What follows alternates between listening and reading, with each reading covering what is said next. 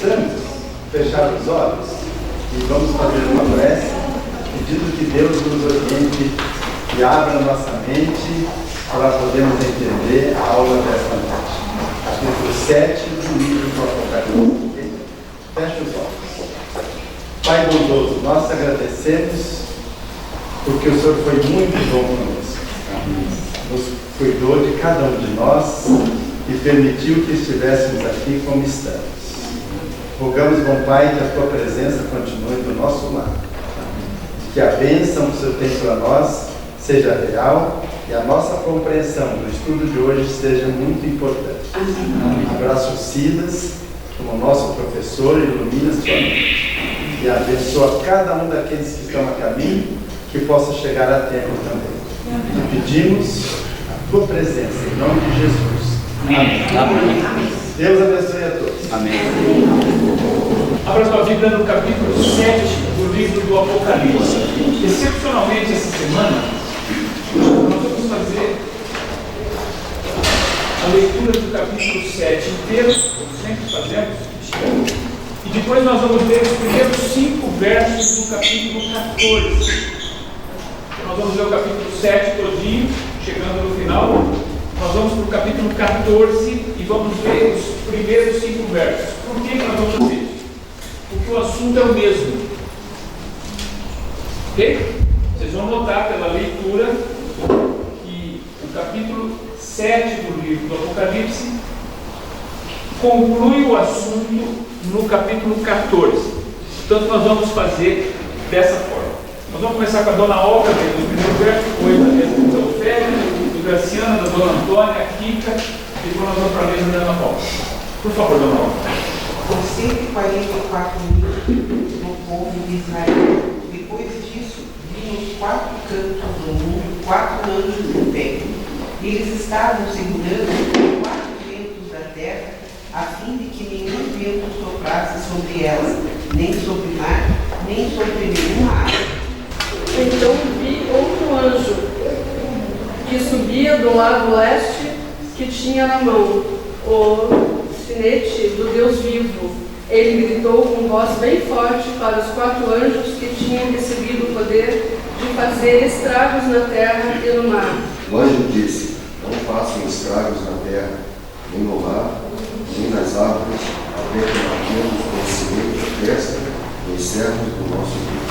Então ouvi o número dos que foram selados, que era 144 mil de todas as tribos dos filhos de Israel. Da tribo de Judá foram selados 12.000, da tribo de Rubem 12.000, da tribo de Gade 12.000. Naftali, Manassés, Simeão, Levi, Issacar, Zebulon, José e Benjamim. Depois dessas coisas olhei, e eis que uma grande multidão, que ninguém podia contar, de todas as nações, tribos, povos e línguas, que estavam em pé diante do trono, e em presença do Cordeiro, trajando compridas vestes brancas e com palmas nas mãos. E clamavam em grande voz, dizendo: ao nosso Deus, que se assenta no trono, e ao Cordeiro. Todos os anjos prestavam de pé, rodeando o trono, as nações e os 4 seres viventes, diante do trono, se prostraram sobre o seu rosto e adoraram a Deus, dizendo: Amém. O louvor e a glória, e a sabedoria, e as ações de graças, e a honra e o poder, e a força sejam ao nosso Deus, pelos séculos dos séculos. Amém. Um dos líderes me perguntou: quem são esses que estão vestidos de branco? E onde foi que vieram? Eu não sei, o senhor sabe? Então ele me disse: esses são os que alcançaram, são os salvos na grande recepção. São as pessoas que lavaram as suas roupas no sangue do Cordeiro, e elas ficaram brancas. Razão porque se acham diante do trono de Deus e o servem de dia e de noite, no seu santuário, e aquele que se assenta no trono estenderá sobre eles o seu tabernáculo. Elas nunca mais terão fome nem sede, nem o sol, nem qualquer outro calor forte as castigará.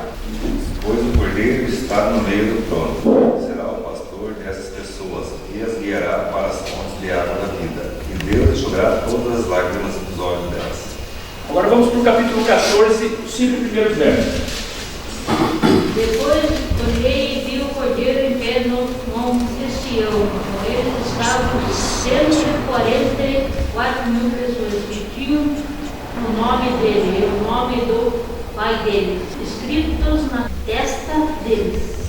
Ouvi uma voz do céu como voz de muitas águas, como voz de grande trovão. Também a voz que ouvi era como arpistas quando tangem a sua harpa. Entoava um novo cântico diante do trono, diante dos 4 seres viventes e dos anciãos. E ninguém pôde aprender o cântico senão os 144 mil que foram comprados da terra. São estes os que não se macularam com mulheres, porque são castos, são eles os seguidores do Cordeiro, por onde quer que vá. São os que foram redimidos dentre os homens, primícias para Deus e para o Cordeiro. Eles nunca mentiram, nem cometeram nenhuma falta. Esse é o capítulo 7, complementado pelo que aparece no capítulo 14.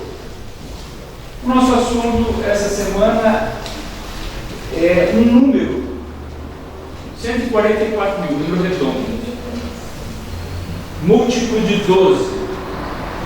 12 é um número muito forte na Bíblia.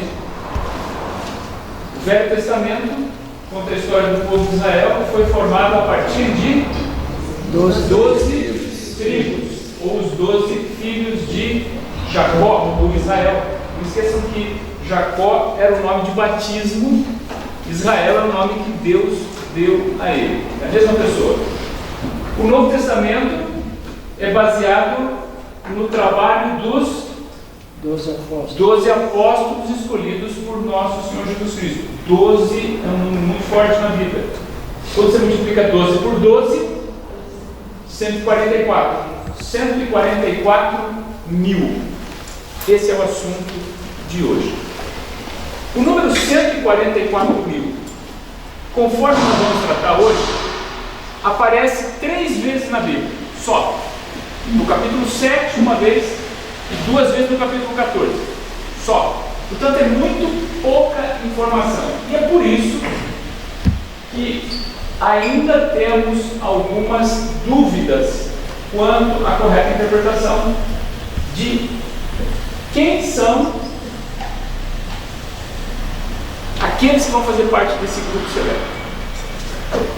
Nós vamos começar revendo o que foi lido no capítulo 7, verso 1. Volta no capítulo 7, verso 1. Vou pedir para a Juliana ler para mim.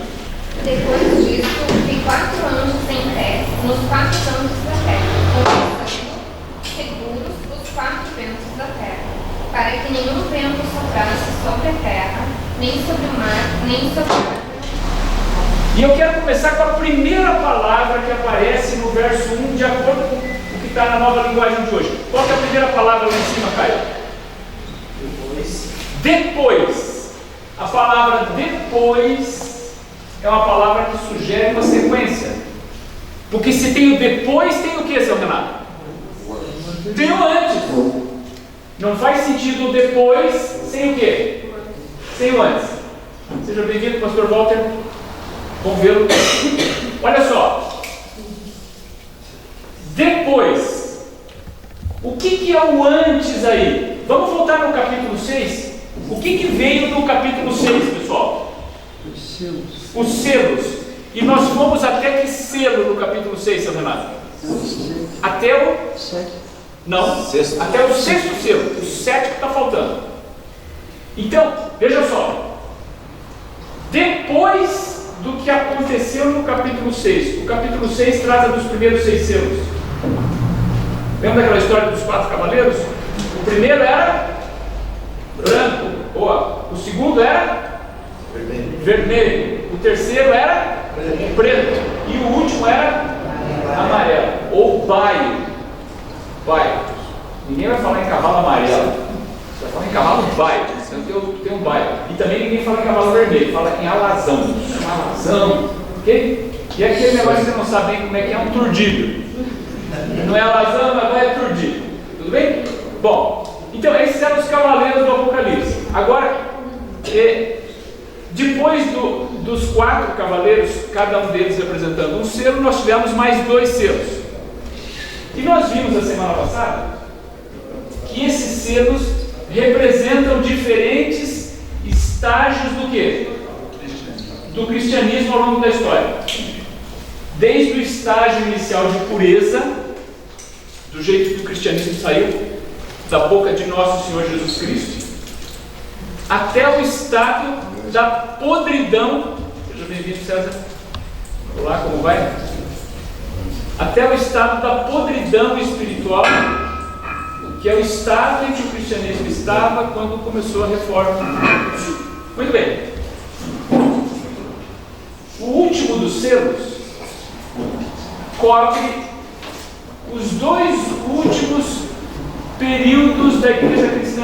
Se a gente falasse aqui das 7 igrejas, nós íamos dizer que era Filadélfia e Laodiceia. Certo? Filadélfia e Laodiceia são 2 igrejas que aparecem lá no finalzinho do capítulo 3. Nós vimos isso já algumas semanas atrás. Muito bom. Então veja só. Preste atenção comigo aqui, ó, sem perder o raciocínio. Em que momento, agora estou falando de história, não de profecia. Em que momento histórico nós terminamos o estudo da semana passada no final do capítulo 6? O 6º selo representava o quê? Por favor, Daí, pode falar. Foi até os antepassados, né? Isso. O estágio da igreja cristã que antecede o quê? A volta de Jesus. O 7º selo, que nós vamos ver a semana que vem, vai começar assim. Olha só, hein? Isso é assunto da semana que vem. Portanto, não me peçam para entrar nesse detalhe aqui. Houve silêncio no céu. Amém. Por meia hora. Se você quiser saber por que o céu ficou em silêncio por meia hora, você tem que estar aqui a semana que vem. Mas esse não é o assunto de hoje. Tudo bem? O meu assunto hoje é o seguinte, ó. Comigo aqui, ó. Nós estávamos aonde? No estágio final da igreja cristã antes da volta de Jesus. Pergunta: que momento nós estamos vivendo hoje? Jesus já voltou? Não. Aquelas profecias, lembra de um selo que quando o selo era aberto teve um grande terremoto? Lembra disso? Já aconteceu isso? Já aconteceu em 1755. O que mais? E aí, o sol vai escurecer, a lua vai ficar vermelha, os meteoritos desabaram sobre a Terra. Lembra disso? 1833? Tudo isso já aconteceu. Jesus voltou, Caio? Não. Então olha só, Caio. O capítulo 7 do livro do Apocalipse, que você acabou de ler, é o capítulo que interessa para você. Você pode estar aqui. Por quê? Já aconteceu toda a parte profética do capítulo 6 e Jesus ainda não voltou. Então nós estamos em alguma parte do capítulo 7. Pode ser que tenha alguma coisa do capítulo 7 ainda no futuro, mas pode ser que seja coisa dos nossos dias. Portanto, nós temos que estar ligados nisso. Ok? Tudo isso só por causa do depois. Você já imaginou que eu estou falando há 5 minutos só por causa do depois? Você entendeu a diferença de ler a Bíblia e depois estudar a Bíblia? Percebeu? É por isso que tem que estudar a Bíblia, cara. Ler a Bíblia, você lê só depois. E daí depois? Depois a impressão que não tem nenhuma relevância. Não, tem toda a relevância. Isso traz o capítulo 7 para a nossa sala de estar. Isso pode estar acontecendo contigo, pode estar acontecendo comigo. Pode ser que tenha coisa no futuro, que Jesus ainda não voltou, mas é um assunto que nos interessa. Nós já não estamos falando de coisa que está para trás. Nós estamos falando de coisa que está acontecendo hoje, que vai acontecer no futuro. Depois, ele viu 4 anjos. E o que estavam fazendo esses 4 anjos? Segurando os 4 ventos. Essa expressão 4 ventos na Bíblia quer dizer o seguinte: primeiro, vento quer dizer confusão. Vento aqui não é aquela brisinha suave, então, puxa, estava querendo um ventinho. Não. Vento é aquele negócio que faz o chão tremer, arranca as árvores, destrói tudo, certo? Então, vento na Bíblia é sinônimo de confusão. Veja só, o vento aqui iria provocar danos no mar ou na terra. Nós sabemos que vivemos um mundo de um equilíbrio instável. E quem está garantindo esse equilíbrio instável são anjos poderosos que Deus mandou. Eu não sei se você sabe, mas o homem tem a capacidade de destruir a terra várias vezes. Um único submarino nuclear, um único, é capaz de destruir a terra 7 vezes. Tamanha a quantidade de ogivas nucleares que eles têm. Uma única vez é necessária para acabar com tudo. Você imagina para que nós vamos precisar das outras 6. Os anjos continuam o quê? Segurando. E vou dizer uma coisa, hein?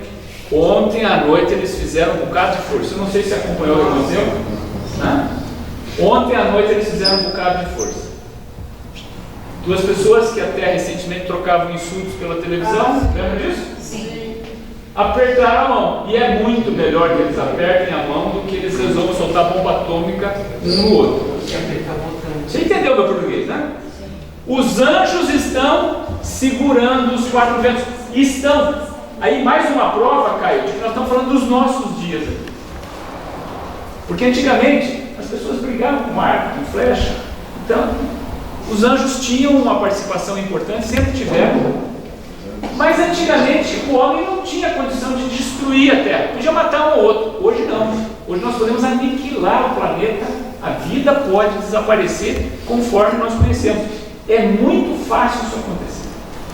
E por que isso não aconteceu? Porque tem anjos que Deus envia controlando as coisas. Não esqueça da mensagem, nós já aprendemos no livro de Daniel, continuamos aprendendo em Apocalipse. Quem está no controle? Deus. Ponto. O chão vai tremer, vai chacoalhar, mas Deus continua no controle. Vamos para o verso 2. Pode ler para mim.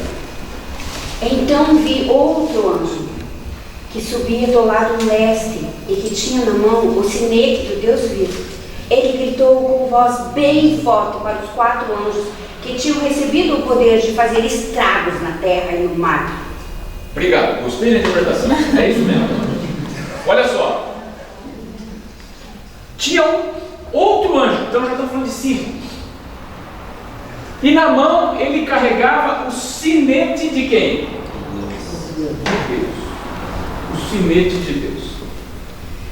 Nós vamos falar um pouco mais à frente sobre o que é esse sinete de Deus e qual era o significado disso para os dias de João.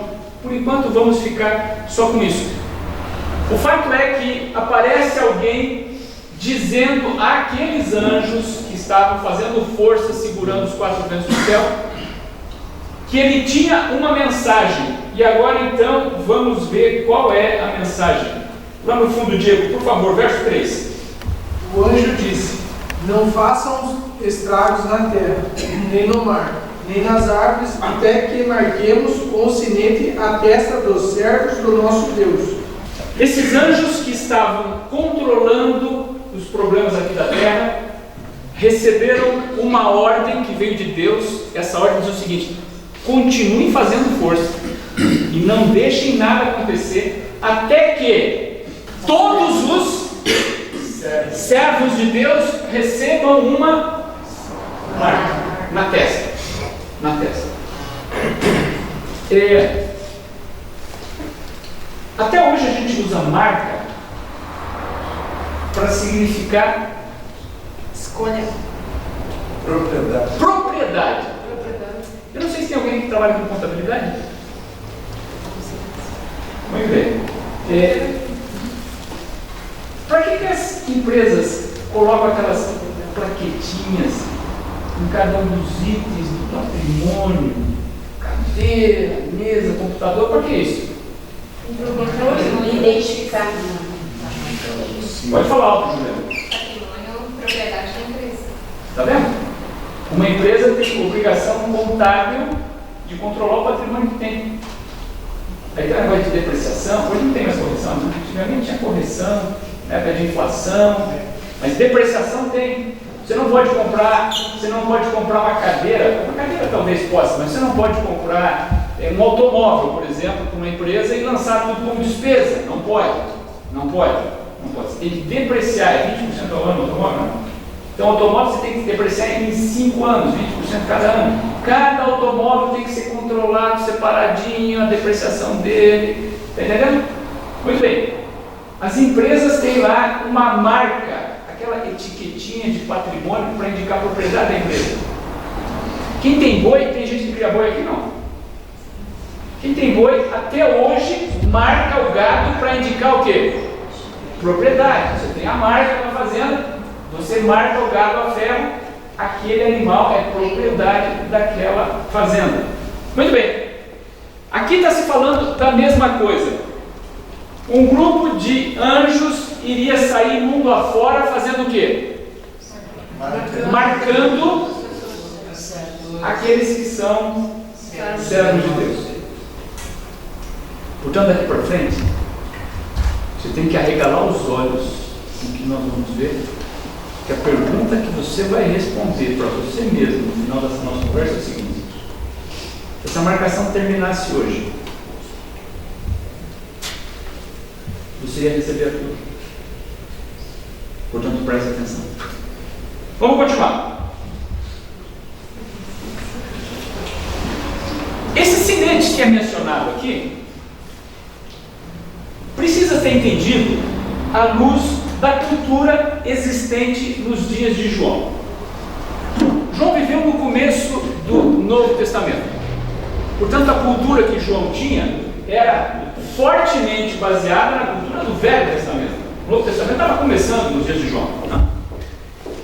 E veja qual é a marca, ou o sinete, ou a plaquinha de patrimônio de Deus em relação ao Velho Testamento. Nós vamos ter que correr no livro do Gênesis, primeiro livro da Bíblia, capítulo 17, verso 10 e verso 11. Gênesis 17, 10 e 11. Aqui Deus está falando com Abraão. Gênesis 17, 10 e 11. Deus falando com Abraão. Pode ler para mim, Caio.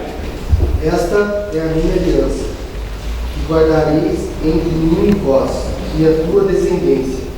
Todo macho entre vós será circuncidado. Circuncidarei a carne do vosso prepúcio. Será isso por sinal de aliança entre mim e vós. Ok? Deus falando com Abraão. Eu vou fazer uma aliança com vocês. E essa aliança vai valer não só para você, mas vai valer para todos os teus descendentes.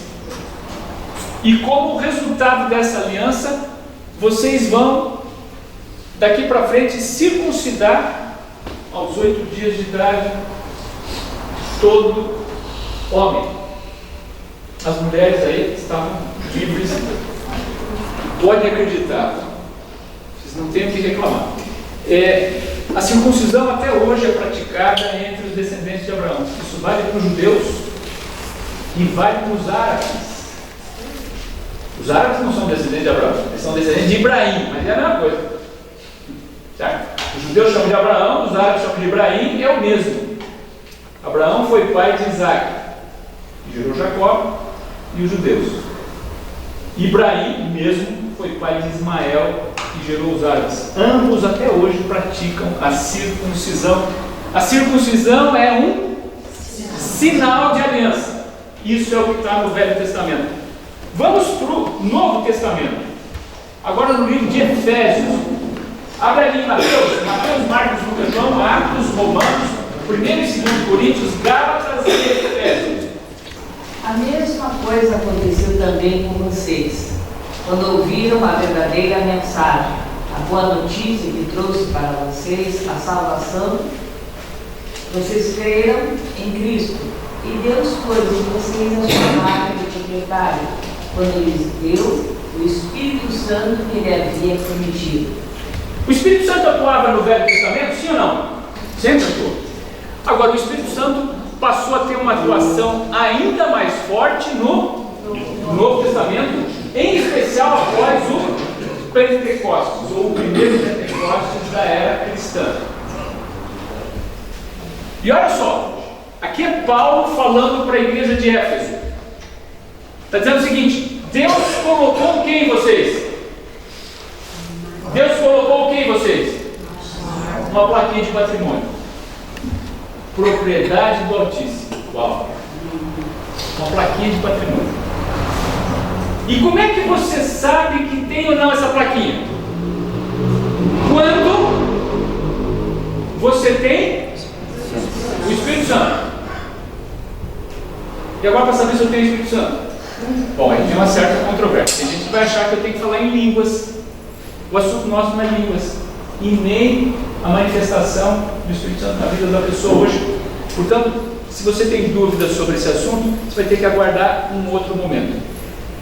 Mas o fato é que a manifestação do Espírito Santo na vida de uma pessoa é sinal do quê? Propriedade do Altíssimo.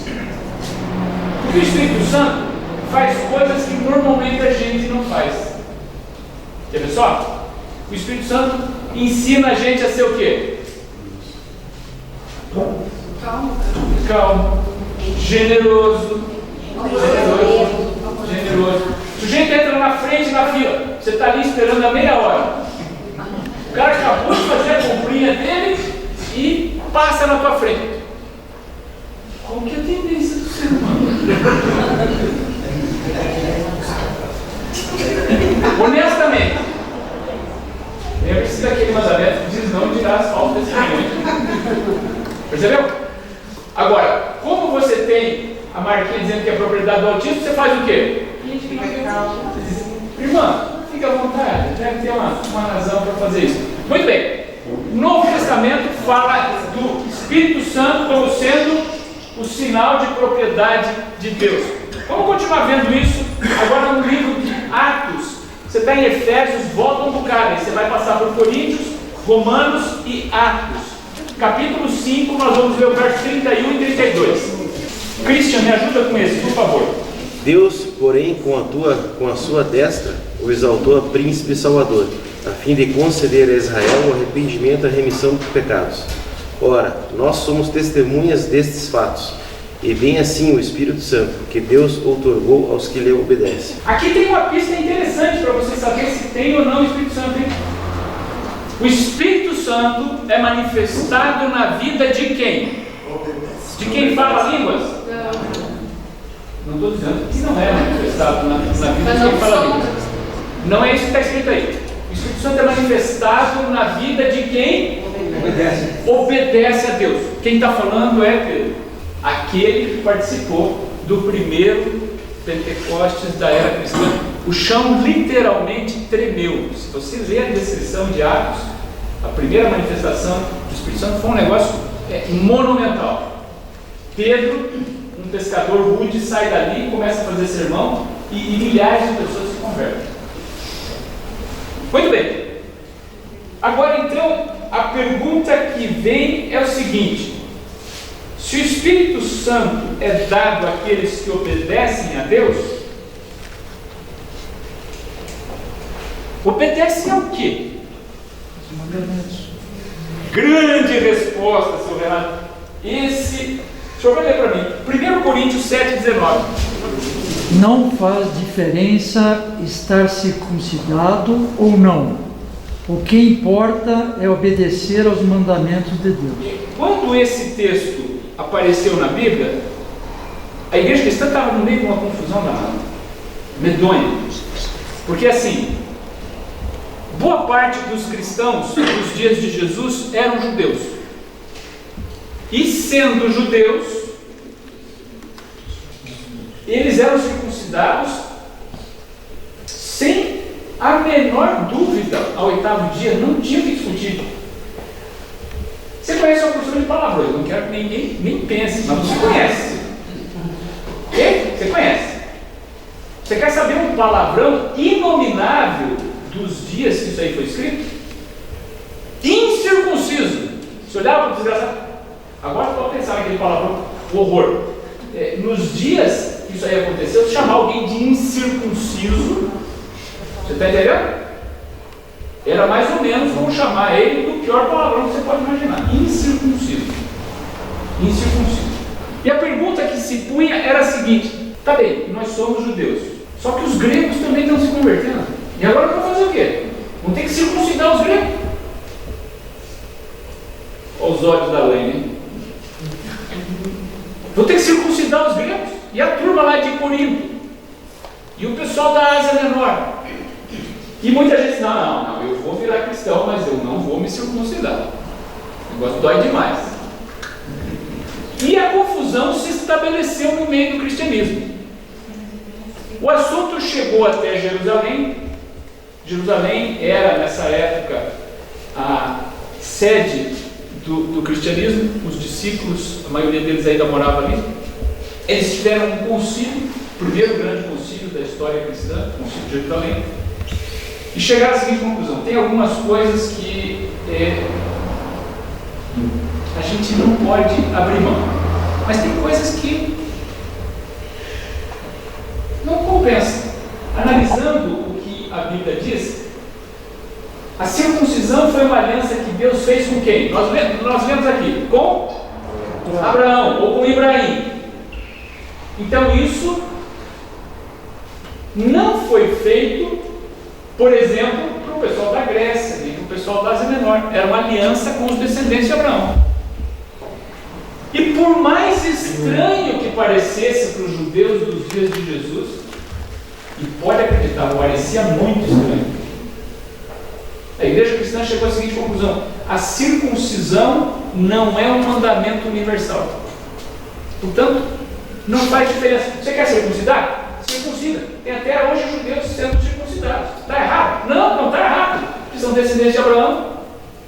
E se na tua cabeça você acha que para você ir para o céu tem que se circuncidar, circuncida. Acabou. O que você não pode é fazer o quê? Olhar para o teu irmão e dizer o seguinte: enquanto você não se circuncidar, você não vai para o céu. Não, isso não dá para fazer. Percebeu? Então Paulo está dizendo aqui o seguinte: não faz nenhuma diferença circuncidar ou não. Isso é uma questão pessoal. Agora, veja, quem está falando é Paulo, hein? Aquele que muita gente aí fora acusa de ter abolido a lei. Aliás, quem aboliu foi Jesus. Paulo só disse que Jesus fez isso. Então olha o que Paulo está dizendo aqui: a circuncisão não é muito importante. O que é importante é o quê? Obedecer o quê? Os mandamentos de Deus. O Espírito Santo, que era a marquinha de propriedade do Altíssimo, era concedido a quem?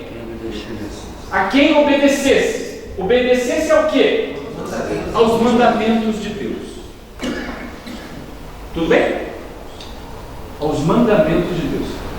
Portanto, aquela história de que Jesus, quando morreu, aboliu os mandamentos, olha, você tem que fazer uma distorção muito grande na Bíblia para chegar a essa conclusão. E acredite, aqueles que fazem essa distorção não estão defendendo o assassinato. Um dos mandamentos é que não matarás. Não, então Jesus morreu na cruz, eu posso sair matando todo infeliz que aparecer na minha frente. Também não estão defendendo o adultério. É outro mandamento. Também não estão defendendo a mentira, porque a mentira não dirá as falsas testemunhas. Não, eles não estão defendendo nenhum desses mandamentos como sendo permitido, ou legal, ou bom. De fato, a grande maioria dos mandamentos de Deus está no nosso Código Penal ou no nosso Código de Comportamento.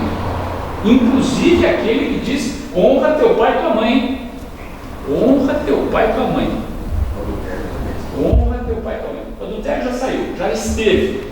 Tempos passados, a nossa Constituição previa lá o crime de adultério. Hoje não tem mais. Honra teu pai e tua mãe continua aí, estatuto do idoso. Tem gente aí com problema na justiça, que abandonou papai e mamãe. Certo? Esse é um dos mandamentos. Então, Jesus morreu na cruz, eu não preciso cuidar do meu pai e da minha mãe. Não. Se você não cuidar do teu pai e da tua mãe, você vai se dar mal com o estatuto do idoso. Eu tenho que tomar um certo cuidado com isso. Os mandamentos de Deus, na definição de Paulo, continuam sendo importantes e são uma demonstração exterior da ação do Espírito Santo dentro da vida da pessoa. Agora eu quero voltar no Velho Testamento, no livro do Êxodo. Êxodo 31, 12 e 13. O sábado santo e as 2 tábuas do testemunho. Disse mais o Senhor a Moisés: Tu, pois, falarás aos filhos de Israel, e lhes dirá: Certamente guardareis os meus sábados, pois é sinal entre mim e vós nas vossas gerações, para que saibais que eu sou o Senhor que vos santifica. No Velho Testamento, além da circuncisão, aparece um outro sinal, e quem está falando aqui é Deus, hein? Não é Moisés, não é ninguém colocando palavras, é Deus, o Jeová do Sinai. E ele está dizendo o seguinte: guardem o meu sábado, porque o sábado é um sinal, um sinal de que vocês são minha propriedade, de que vocês reconhecem que eu sou o Senhor, que vocês reconhecem que são o meu povo. Tem muita gente que diz que o sábado foi instituído junto com as ordenanças do Sinai. Por exemplo, tem gente que diz assim: não existe nenhum registro bíblico da história de que as pessoas guardavam o sábado antes do Sinai. De fato, não tem nenhum texto bíblico dizendo que Abraão guardava o sábado, não tem nenhum texto bíblico dizendo que Isaac guardava o sábado, ou que Jacó guardava o sábado. Agora, é inegável o fato de que os 10 mandamentos não apareceram no Sinai. No Sinai, os 10 mandamentos foram formalizados em 2 tábuas de pedra. Mas os 10 mandamentos, já existiam antes do Sinai. Quer um exemplo? Olha só. Um dos mandamentos diz: não matarás. Tudo bem? O que aconteceu na saída do Jardim do Éden? Nasce um menino, Caim. Depois acontece o quê? Nasce outro menino, Abel. Afinal de contas, Deus tinha dito que eles tinham que encher a terra. E Adão levou a sério. Bom, e aí então, o que acontece na sequência? O menino mais velho mata o menino mais novo. As tábuas de pedra já tinham sido dadas para Moisés? Não. Moisés estava 2.300 anos no futuro. Portanto, não existia o mandamento: não matarás. Agora, se não existia o mandamento não matarás, e nós vemos isso semana passada, como é que tem um texto da Bíblia quando Deus fala com Caim, depois de ele ter assassinado o irmão mais novo, Deus diz assim para Caim: o sangue do teu irmão clama da terra. Vocês acham que Caim sabia ou não que matar é errado? Os 10 mandamentos já tinham sido dados a Moisés? Não. Os 10 mandamentos já estavam no coração do homem. Os 10 mandamentos já estavam no coração do homem.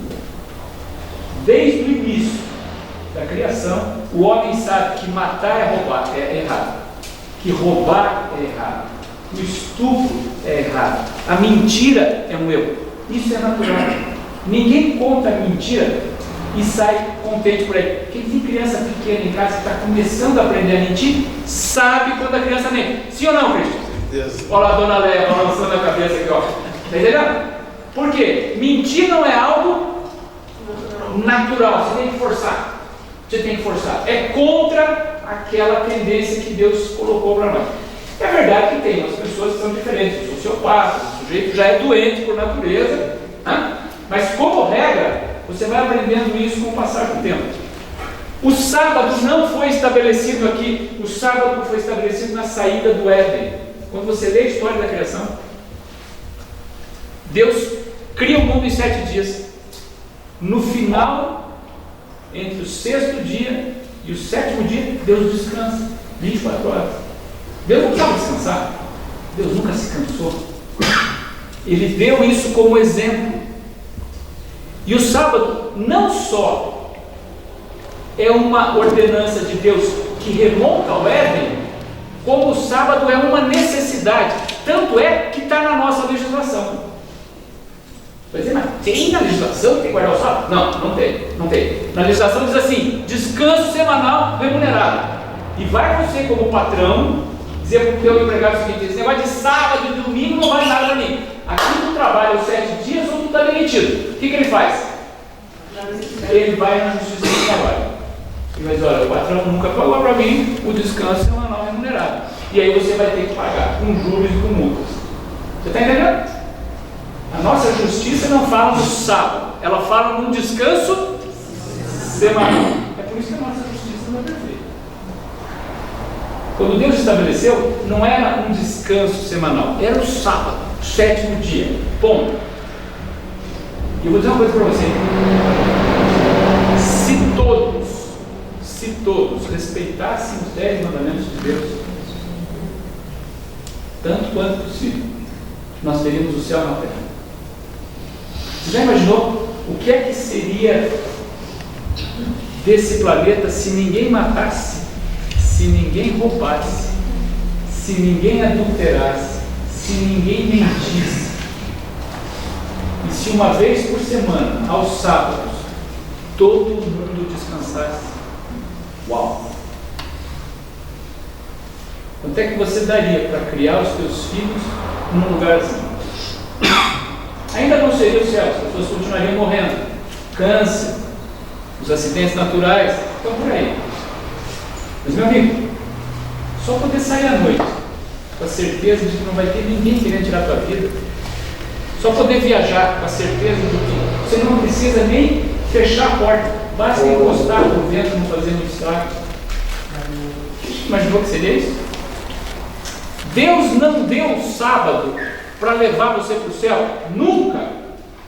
Esse negócio de dizer, não, quem não guarda o sábado não vai para o céu. Não, isso não está escrito em nenhum lugar da Bíblia. Não. Deus deu o sábado para trazer o céu para a terra. O céu vem para a terra. Olha, eu não sei aqui quantos de vocês ainda não têm a experiência de descansar no sábado, de pôr do sol, e eu vou fazer um desafio ao longo desse meu estudo. Quem nunca fez isso, que comece a fazer. E se arrepender, pode trazer a conta que eu pago. Nenhum problema. Pode trazer a conta. Se você descansar no sábado, conforme o mandamento, e se arrepender, traz a conta para mim. Eu indenizo. Depois eu converso com Deus e digo, olha, senhor, está aqui. Ok? Eu não conheço uma pessoa que faz isso e tenha se arrependido. Nenhuma. Aliás, eu conheço muita gente que não é adventista, que descansa ao sábado e não vai voltar a trabalhar nos outros sábados por nada nesse mundo. O sábado o descanso faz dele. O descanso faz dele. Tem gente que trabalha literalmente até morrer. Não é assim? Aí ele tem um treco qualquer, entra no hospital entre a vida e a morte, e aí o médico diz o quê? Você está precisando de descanso. Bom, Deus já falou que ele precisava de descanso lá na saída do Éden. Você tem que descansar um dia por semana. Você tem que parar para pensar que as coisas não são só trabalho. O sábado não foi feito para salvar ninguém. Nunca foi. O sábado foi feito para transformar essa terra em algo menos árido. Muito bem. Agora, o texto que nós lemos no Apocalipse dizia que havia um sinete de Deus, lembra disso? Ou um selo de Deus, lembra disso?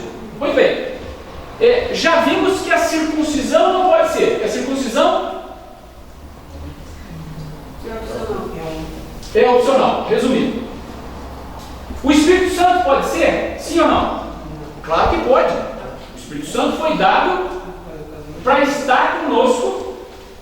Agora, o Espírito Santo é dado a que tipo de pessoa?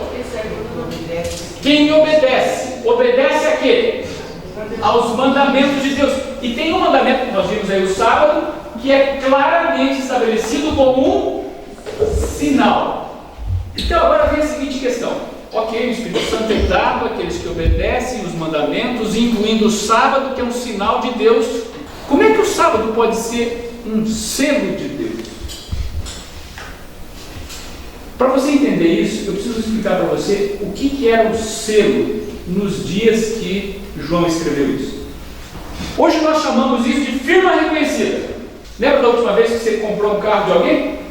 Aí você levou aquele papelzinho lá e teve que voltar, porque a assinatura do vendedor estava sem a firma reconhecida. O que é a firma reconhecida? Uma taxa, você tem que pagar no cartório, lembra disso? E o cartório recebe essa taxa para garantir o quê? A autenticidade da assinatura. Nos dias de Jesus não tinha cartório. Aliás, até não sei se tinha, mas não era exatamente o nosso modelo aqui.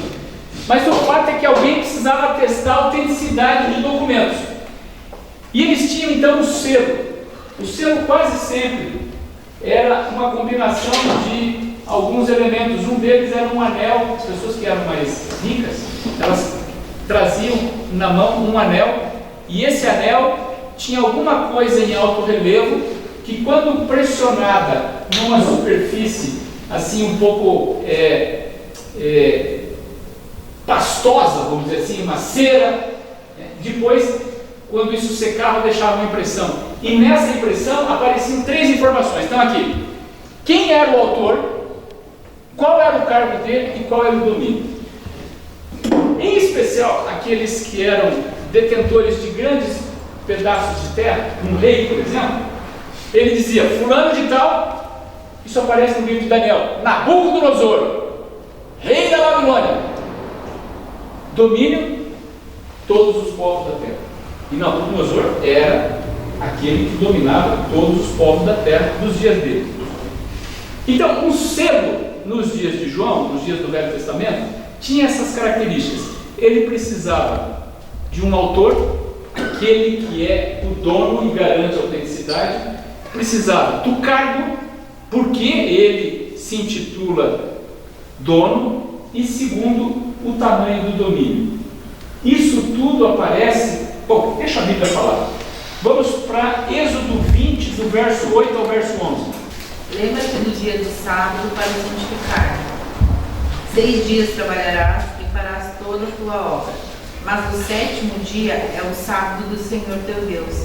Não farás nenhum trabalho, nem tu, nem o teu filho, nem a tua filha, nem o teu servo, nem a tua serva, nem o teu animal, nem o forasteiro das tuas portas para dentro. Porque em 6 dias fez o Senhor os céus e a terra, e o mar e o que neles há. E ao 7º dia descansou.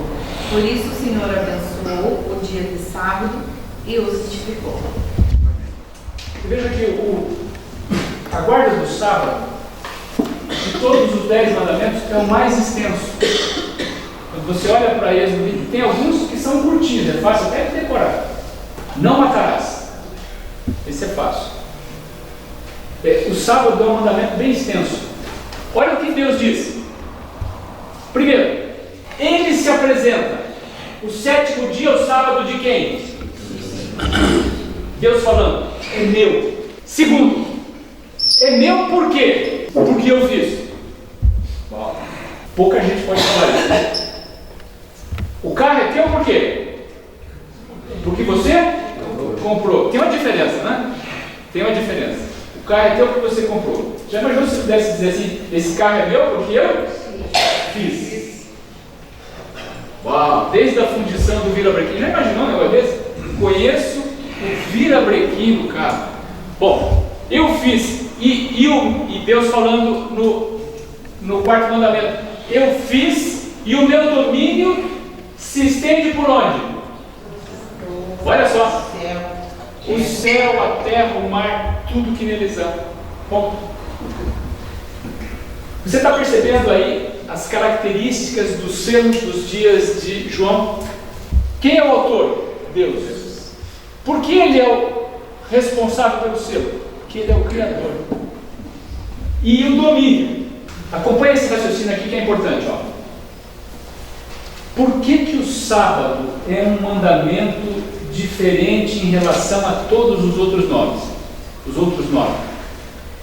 Porque é no sábado que você reconhece Deus como sendo de fato o Criador, o Autor, o doador da vida. E Deus sabia que a guarda do sábado, especialmente num mundo cheio de problemas, cheio de ruído, cheio de confusão, ia exigir do guardador um ato de fé. Um ato de fé. Eu conheço gente por aí que diz assim: o dia do Senhor é o domingo. Lembra disso? Já falamos disso. Não está escrito isso em nenhum lugar da Bíblia. Nenhum lugar. Você pode ler a Bíblia inteirinha. Não está escrito isso em nenhum lugar. Nenhuma vez. Tem gente que diz assim: sabe uma coisa? Não importa o dia que você guarda. Isso é contigo. Mais ou menos com circuncisão. Quer? Faz. Não quer? Não faz. O que você acha? Essa semana eu vou guardar segunda-feira. Bom, segunda-feira você vai descansar, vai conversar com Deus, etc. e tal. Terça-feira, na outra semana. Pô, escolhe o dia que você quiser, um dia da semana. Olha para mim aqui, ó. Você acha que você vai conseguir? Honestamente, com esse sistema volátil de guarda, um dia por semana, qualquer dia que você quer, você acha que você vai conseguir, de fato, cumprir essa promessa? Semana que vem vai ser quarta-feira. Tá bom, quarta-feira eu vou pescar. Tá bom, beleza.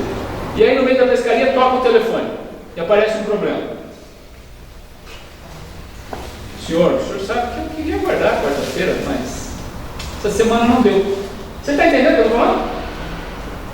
Deus disse o quê? Lembra-te do dia do sábado. Nesse dia você não faz nenhum trabalho que vise o teu benefício. Isso quer dizer que você tem que ficar pescando o dia inteiro? Não, pescar não é uma atividade legal para o sábado.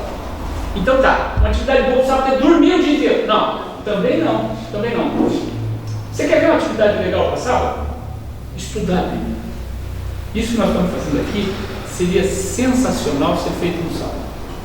Porque é mais ou menos assim: sábado são 24 horas. Então, se eu começar no pôr do sol, eu tenho um bocado de tempo para falar, meu amigo. Eu só vou ter que me preocupar em parar de falar para você no outro pôr do sol, porque você tem que trabalhar e tal. Mas nós temos 24 horas de descanso aqui. Não preciso me preocupar em 1h30, 2 horas. Sábado é um dia espetacular para estudar. Não tem dia melhor. Não tem dia melhor. Tem que fazer sexta-noite agora. Sexta-noite. Quer ver uma outra coisa muito legal para você fazer no sábado? Além de estudar a Bíblia, uma coisa espetacular de fazer no sábado é assim: qualquer atividade que vise o benefício do teu próximo. Quer um exemplo? Ir no hospital visitar quem está doente. Eu conheço um músico aqui da cidade, aliás, um excelente músico. De sábado ele vai tocar violino no corredor do hospital. Tem algumas histórias espetaculares que acontecem. Quer um outro exemplo? Visitar casa de idosos. Casa de idosos. Pessoal, eu não sei a última vez que você foi visitar um lar de idosos. Tem algumas coisas terríveis acontecendo. Vou te contar uma coisa que eu vi. Ninguém falou, eu vi. Eu fui fazer isso um sábado à tarde. E cheguei lá. Tinha uma senhora que era interna naquela casa, portanto ela era uma idosa. E ela ainda guardava, apesar de ter passado os 70 anos no fogo, guardava traços muito bonitos no rosto. Sabe quem que era ela? Ela é... Sei, você já contou. É a Miss Paraná, de 1972. 1972 é o ano que a minha esposa nasceu. Então ela era a mulher mais bonita do Paraná em 1972. E agora ela está numa casa de idosos.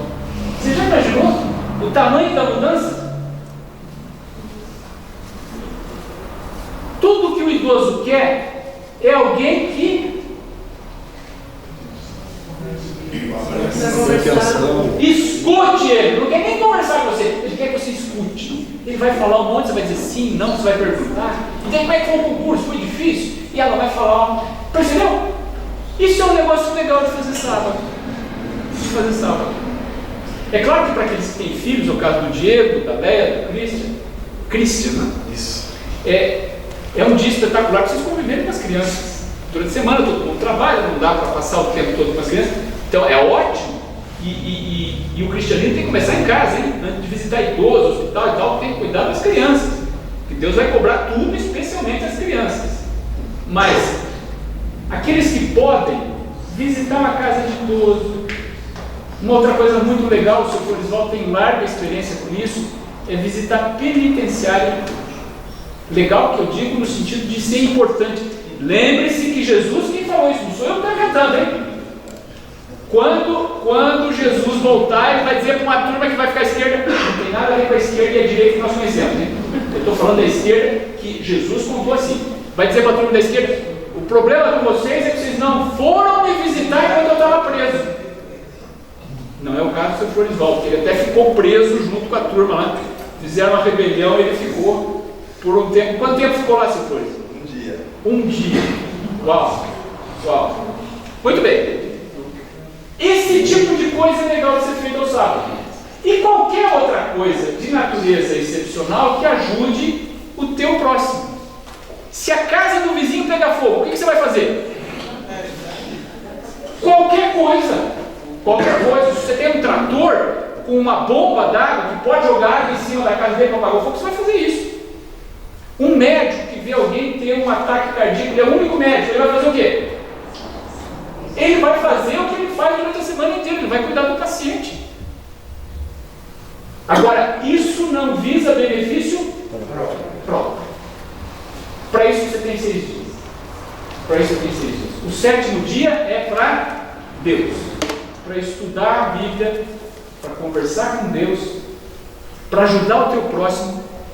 E isso é um reconhecimento de que você confia em Deus. É claro que eu sei que eu falo aqui para gente que trabalha no comércio, e você não precisa ser nem muito envolvido com o comércio para se lembrar que o dia mais importante para o comércio é o quê? O sábado. O sábado. Tem muito comerciante que diz, mas sem o sábado eu estou morto. Eu sou agricultor. Olha como é que funciona a vida do agricultor. Você tem uma lavoura de soja pronta para colher, você tem que colher. Então é o seguinte, você não sabe o que vai acontecer amanhã. A lavoura está pronta. Lembra que você só tem uma safra de soja por ano. Você só vai ter outra safra para colher daqui a um ano. Então se ela está pronta, você vai colher. Você não colhe de noite porque a umidade não permite que o grão seja separado da palha na colheitadeira. Mas se não fosse por isso, a gente colhia à noite. Por que a gente não deixa para amanhã? Porque se vier granizo amanhã, é só daqui a um ano que eu vou ter soja para colher. Então o agricultor, quando tem que colher, ele colhe. Ele não quer nem saber. Só não colhe com chuva porque não dá para colher. Só não colhe à noite porque não dá para colher. Fora isso, você colhe até terminar a colheita. Muito bem. Então na fazenda a gente faz assim. Chega sexta-feira, meia hora antes do pôr do sol, as máquinas têm que estar no barracão. E daí? O que vai acontecer no outro dia? Isso não é problema meu. Não é problema. Se não fosse Deus, eu não teria a propriedade que eu tenho. Não teria as máquinas que eu tenho. E se Deus quer mandar granizo amanhã, é problema dele. Problema dele. Meu não é. Percebeu?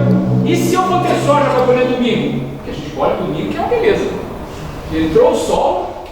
Na verdade, entrou o sol não dá para colher porque à noite não dá certo. Tem que esperar o domingo clarear. Né? A gente colhe, que é uma maravilha no domingo. Mas e se chegar domingo e não tiver nada para colher? Não tem. Isso não é problema meu. Olha, eu sou agricultor há 11 anos. Eu nunca perdi um saco de soja por causa disso. Nunca. Amém. Os meus funcionários são todos católicos. Todos. E eles, eu queria ter um deles aqui, eu vou trazer um deles um dia para falar isso para vocês. Eles são daquele pessoal que não são adventistas, guardam o sábado. E se você disser para eles o seguinte, não, sábado agora nós vamos trabalhar. Eles vão dizer, não. O que está acontecendo? Percebeu? Porque está tão legal, Quer um outro exemplo? Os motoristas de caminhão. Eu não tenho caminhão. A propriedade é tão grande, não compensa ter caminhão. Então eu contrato frete. Chega na época da safra, tem 5, 6 caminhões lá para a gente encher num dia. Muito bem. O que vai ser amanhã? Não, amanhã é sábado. No começo os motoristas acham muito estranho. Como sábado? Eu vou ter que parar também? Claro que vai, não vai colher. Agora o motorista diz descobriu o seguinte, falou, não, sabe o que é melhor trabalhar lá com o seu Silas? Porque é o seguinte, sábado a gente não precisa ficar correndo para cima e para baixo. Sábado nós vamos para casa, vamos cuidar da patroa, nós vamos pescar, vamos revisar o caminhão. Sábado eu vou descansar. Você está entendendo? Até os motoristas de caminhão que não tem nada a ver com a história acham que é uma maravilha. Quer dizer, só não vê as bênçãos do sábado quem não faz disso uma regra. E eu vou começar a fazer um desafio para você agora. Para aqueles que ainda não têm o hábito de descansar no pôr do sol da sexta-feira ou pôr do sol do sábado. Faça isso. E se você achar que te deu prejuízo, traz o prejuízo para mim e eu indenizo. Pode botar o valor que você achar feito. Vamos voltar para o Apocalipse 7. Essa é a pergunta que muita gente faz. 144 mil é um número literal? Apocalipse 7, verso 4. Eu quero só a primeira parte. Por favor, dona Antônia, só o primeiro verso. Então ouvi o número dos que foram selados, que eram 144 mil de todas as tribos dos filhos de Israel. Está ótimo. A Bíblia só diz que foram selados 144 mil. É um número simbólico ou é um número literal? Você quer uma resposta honesta? Eu não sei.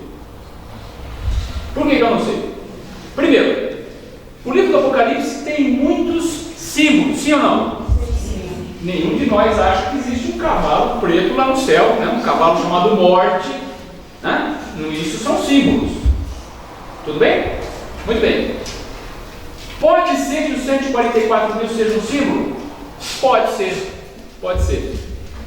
Tem gente que diz que não é um símbolo, porque números na profecia bíblica quase sempre tem um significado literal.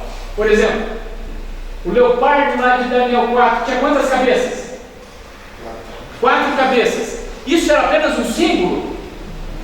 Não. Eram os 4 generais de Alexandre: Sandro, Zimo, Seleuco e...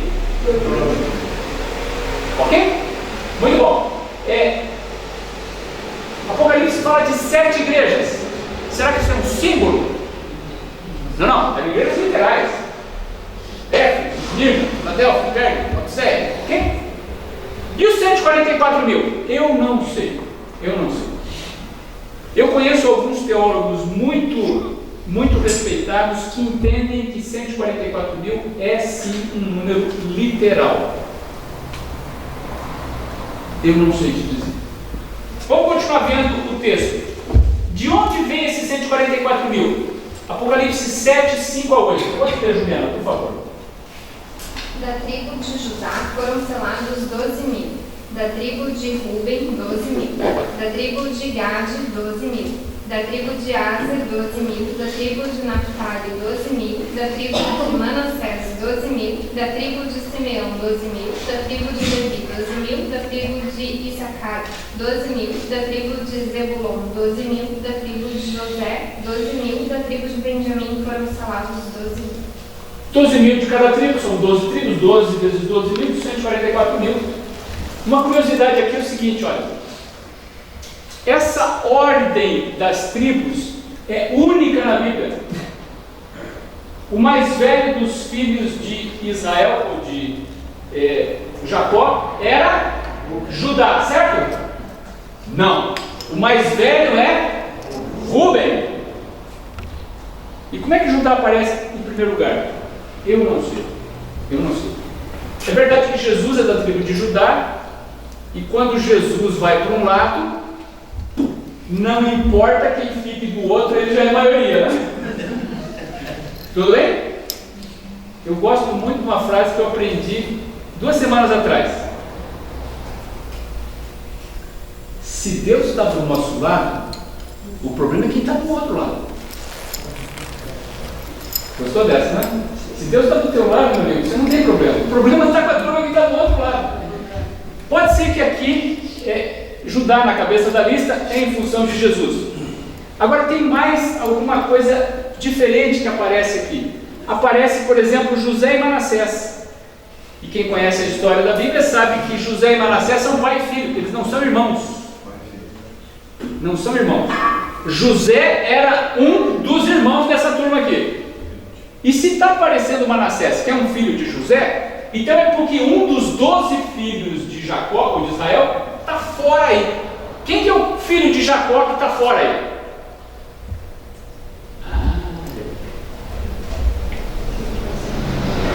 Enquanto você lembra, pense em Dan. Você está conseguindo achar Dan aí? Tribo de Dan, está por aí? Não. Dan saiu para dar origem a Manassés. E outra coisa curiosa, no final da vida, Jacó adota os filhos de José. Aí tem uma explicação interessante. José ficou separado do pai, era o filho favorito do papai. O papai achou que ele tinha morrido. Quando Jacó se encontra com José, ele fica tão contente que no final da vida ele abençoa os filhos de José e diz: olha, eu gosto tanto de você que os teus filhos são meus. Manassés é meu, como é meu Rúben. Efraim, que é o outro que não aparece aí, Efraim também é meu, como se fosse Judá. Quer dizer, Jacó adota os filhos de José como seus na bênção final. E o curioso é que aparece Manassés, mas não aparece Efraim. Então está fora Dan para poder aparecer Manassés, e aparece José no lugar onde normalmente apareceria Efraim. Dizem aqueles que entendem hebraico que essa sequência, quando você analisa o significado de cada um dos nomes, tem um sentido muito bonito em hebraico, que começa como Deus é a nossa salvação e termina em Benjamim dizendo que Deus vai proteger, inclusive todos os seus filhos, alguma coisa assim. Mas aí você tem que entender um pouco do hebraico, não faz nenhum sentido isso para nós. De qualquer forma, essa ordem é única na Bíblia, ela não vai aparecer outra vez. Essa pergunta é mais fácil de responder. Será que são só 144 mil que vão se salvar? Mesmo aqueles que acreditam que 144 mil é um número literal? Então, o céu vai ser composto de 144 mil pessoas. Vamos ver o que diz a Bíblia? Apocalipse 7, verso 9. Pode ler para nós, pastor Walter. Depois destas coisas vi e eis grande multidão, que ninguém podia contar, de todas as nações, tribos, povos e línguas, em pé diante do trono, e diante do Cordeiro, vestidos de vestes brancas, com ramos de palmeira nas mãos. Depois disso eu vi o quê? Eu vi uma multidão. 144 mil gente pra caramba, certo? Mas dá para contar? Claro que dá para contar, tanto que é 144 mil. Não tem um a mais e tem um a menos. Aqui ele estava vendo o quê? Uma multidão bem maior. E que tipo de gente era isso? Só judeus? Não, os 144 mil diz a Bíblia que eram das tribos de Israel. Aqui nós estamos falando de todas as tribos, inclusive os tupi-guaranis, todas as raças e todas as línguas, inclusive o português estava lá. O pessoal que fala espanhol aqui na América do Sul, tem muitos deles, né? Eles dizem que o espanhol é a língua dos anjos. Se é verdade, eu não sei. Eu sei que é mais fácil o português entender, né? Se forem os anjos, nós vamos chegar com alguma vantagem. Mas vai estar todas as línguas lá. E eles estavam vestidos de roupa. Essa expressão bíblica, vestido de roupa branca, significa alguém que recebeu a salvação pela graça. Nós vamos ver outros textos que dizem assim: as suas vestes foram lavadas no sangue do Cordeiro. Portanto, toda essa multidão que não se podia contar era formada por que tipo de gente? Gente como nós, que precisou da salvação pela graça para chegar lá. Agora vamos voltar à pergunta que eu fiz agora há pouco. São só 144 mil que vão salvar? Não. Os 144 mil fazem parte do quê? Nós vamos ver daqui a pouco, mas eu já vou adiantar para você. Os 144 mil fazem parte da tropa de elite. Acredite numa coisa, hein? É uma bobagem você vai dizer, no céu todo mundo vai ser igual. Não. Começar que tem Deus, Pai, Filho e Espírito Santo. Isso é uma categoria. Depois tem lá o grupo de anjos. Os anjos são tudo igual, certo? Não. Tem o serafim, tem o querubim. Deus fez as coisas diferentes. Deus gosta da diferença. Eu ia dizer Deus gosta da diversidade, mas essa palavra diversidade tem um sentido meio estranho hoje. E algumas coisas que... Bom, Deus fez homem e fez mulher. Deus fez o animal selvagem e o animal doméstico. Deus fez o amarelo e o vermelho. Deus gosta da diversidade. Lá no céu não vai ser todo mundo igual. Não vai ser todo mundo igual. O que eu tenho certeza é o seguinte: lá no céu todo mundo vai ser feliz. Isso sim. Quem são os 144 mil? Um grupo de elite. Nós vamos tratar daqui a pouco. Agora, só os 144 mil vão ser salvos? Não, vai ter muita gente. Vamos seguir agora com o assunto louvor do céu. Apocalipse 7, verso 10.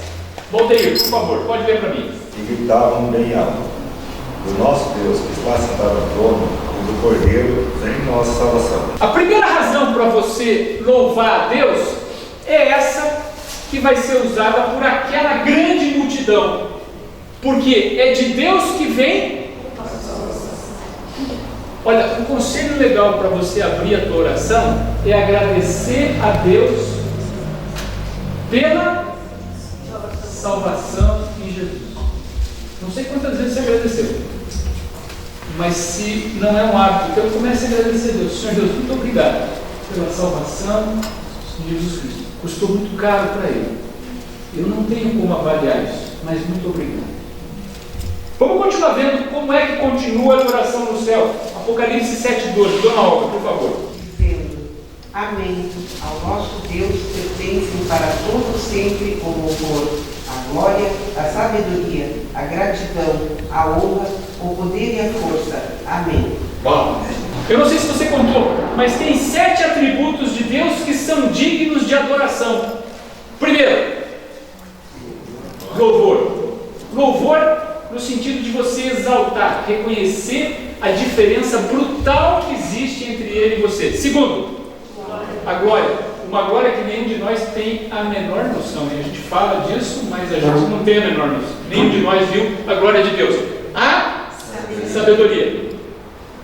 E por vezes é difícil você reconhecer a sabedoria de Deus, especialmente quando você tem perguntas não respondidas. Por que, Senhor? Mas não esqueça, a sabedoria de Deus é bem maior que a tua, mesmo quando você não entende nada do porquê. Segundo, aliás, quarto agora. Essa é uma característica desgraçadamente humana. Nós somos gratos por natureza, certo? Quantas vezes as crianças agradecem a mamãe pela comida maravilhosa, mamãe Léa? Está vendo só? Às vezes nem o marido agradece. Olha, é um ato de profunda ingratidão. Olha, eu estou vendo algumas esposas. Olha só. Comigo aqui, ó. Isso quer dizer que os homens também, quando fazem alguma coisa gostosa na comida, eu conheço alguns que fazem coisa bem gostosa, pela mesma razão tem que ter gratidão. Mas olha, é um ato de profunda ingratidão você partilhar de um almoço muito legal e não agradecer quem proveu esse almoço. Agora, se a gente deve agradecer pela comida, pela roupa lavada, pelo conforto, pelo amor, pelo carinho, como é que nós não vamos agradecer a quem? A Deus, que nos dá tudo a toda hora. Além disso, honra. Comece a aprender uma coisa sobre honra. Na medida que você faz coisas que as pessoas gostam, elas vão elogiar você. Elas vão elogiar. Quem canta bem, não é o meu caso.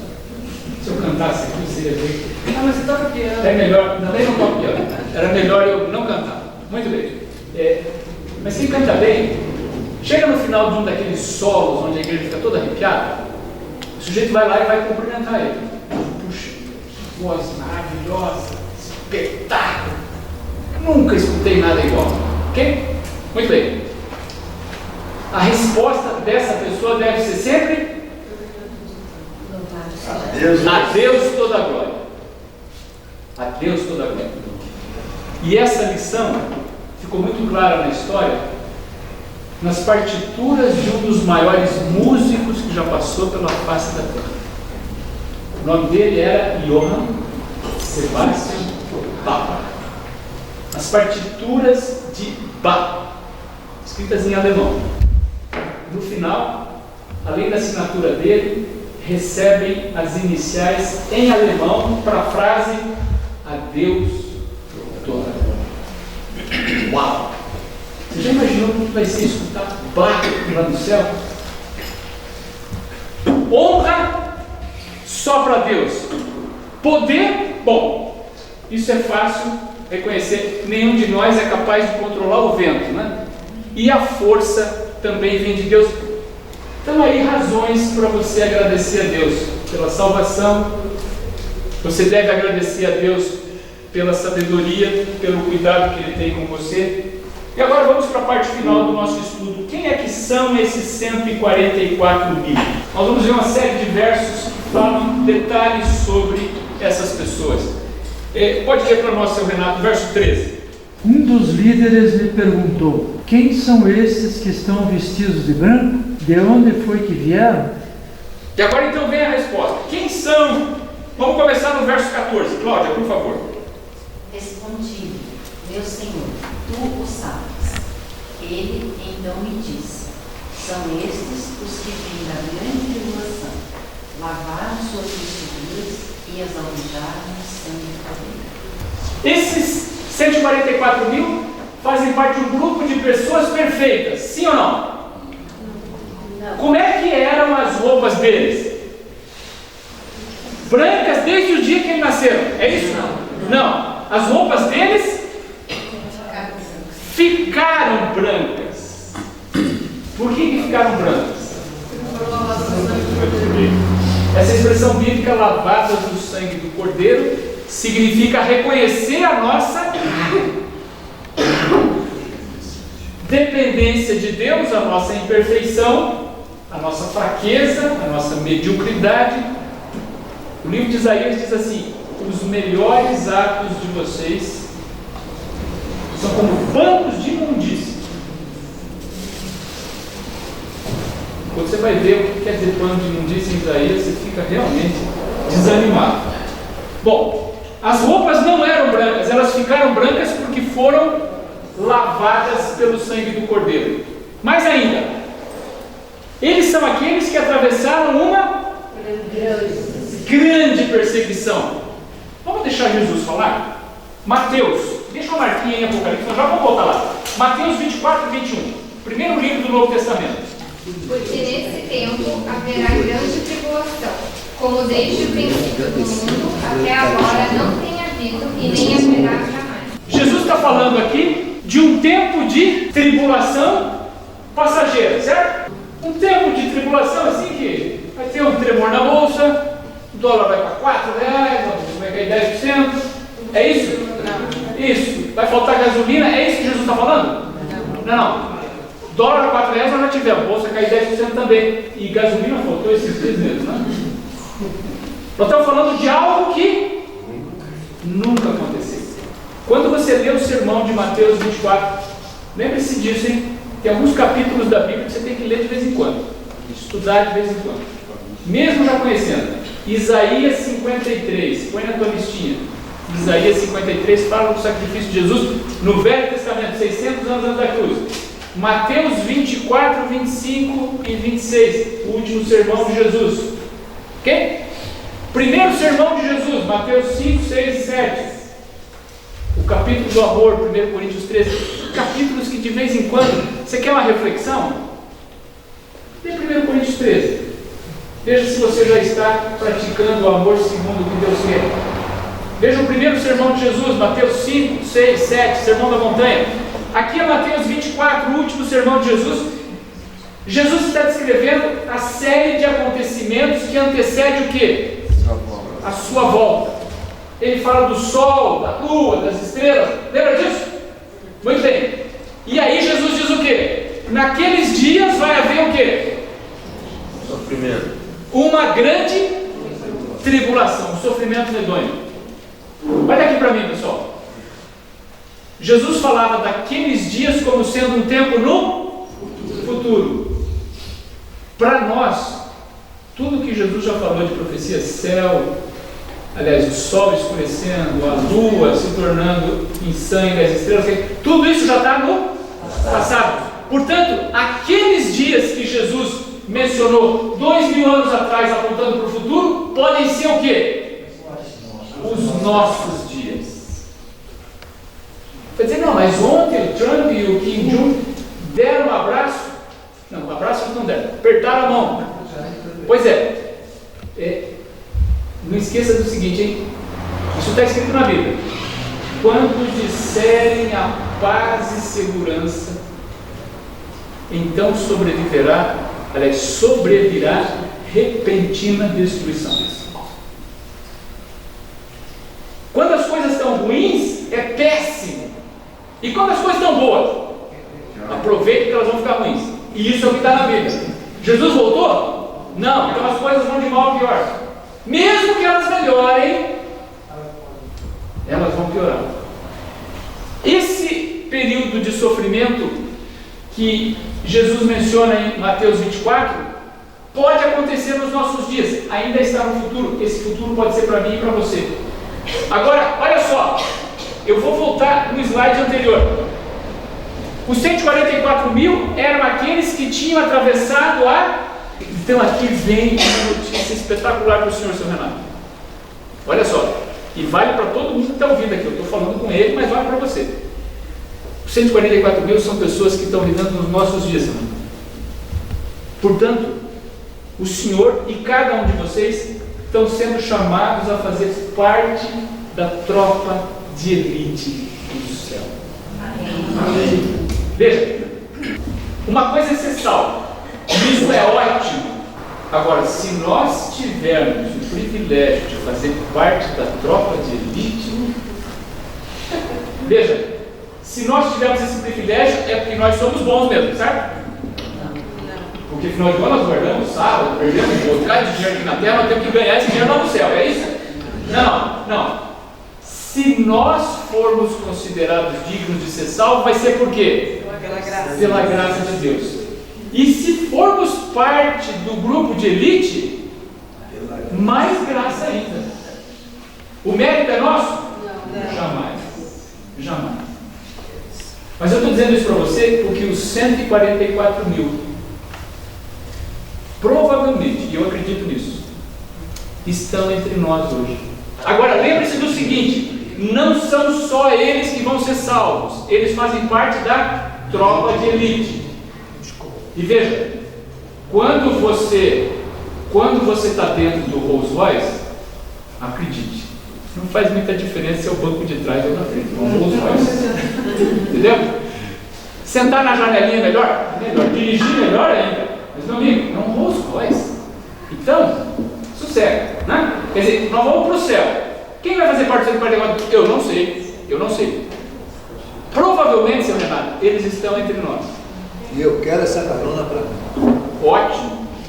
Deus seja louvado. Agora, lembre-se do seguinte: se isso acontecer, é pelo mérito único e exclusivo de nosso Senhor Jesus Cristo. Amém. Vamos acelerar para a gente poder chegar no final. Apocalipse 7,15. Voltamos lá para Apocalipse. Razão porque se acham diante do trono de Deus, e o servem de dia e de noite no seu santuário, e aquele que se assenta no trono estenderá sobre eles o seu tabernáculo. Olha que bacana. Essa tropa de elite, ela vai servir a Deus dia e de noite.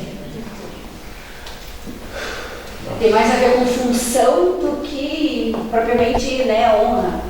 Tem alguém aqui que é professor de instituição pública superior? Tem um negócio nas instituições instituições públicas, a doutora Cláudia não está aqui. Ela ia me ajudar, uma barbaridade. A doutora Cláudia é esposa do pastor Walter, doutora em nutrição, responsável pela área de nutrição da Federal. Tem um negócio que todo professor gosta, professor de escola pública, né? Ensino superior. É um negócio chamado DE. Você tem DE? Pô, estou no processo. O que é o tal do DE? Dedicação exclusiva. Ele ganha um adicional. Uma coisa é você ter o salário de professor titular da cadeira de nutrição. E outra coisa é ter o DE. O DE é uns 50% a mais. Porque você assume o compromisso de dedicar todo o teu tempo àquela instituição. Só aquilo. Ok? Os 144 mil tem DE. Dedicação exclusiva para quem? Para Deus. Você já imaginou? O Senhor Deus sentado ali e você aqui. Ele precisa de alguma coisa, ele diz, olha, estou precisando de Dona Lênia, o que a senhora tem agora para fazer depois do almoço? E a senhora vai dizer para ele, senhor, não tenho nada para fazer, o senhor quiser, não, você vai lá para mim, tem um negocinho aqui que eu acho que vai ficar. Você já imaginou o que é isso? Essa é a rotina dos 144 mil. Vamos continuar vendo mais sobre eles. Apocalipse 7,16. Pode ler para mim, Valdeir. Elas nunca mais terão fome nem sede, nem o sol, nem qualquer outro calor forte as castigará. Aqui vai se cumprir uma profecia que Jesus fez no Sermão da Montanha. Mateus 5. Lembra das bem-aventuranças, das beatitudes? Bem-aventurados os que têm fome e sede do quê? De justiça, porque eles serão fartos. Olha só, quando esse dia chegar, essa turma aqui nunca mais vai ter fome e sede. Esse sentido de ter fome e sede para nós hoje, vocês estão fazendo regime. Estou olhando aqui, tem gente fazendo regime, né? A gente não tem a menor ideia do que é ter fome. Nos dias do Velho Testamento era assim.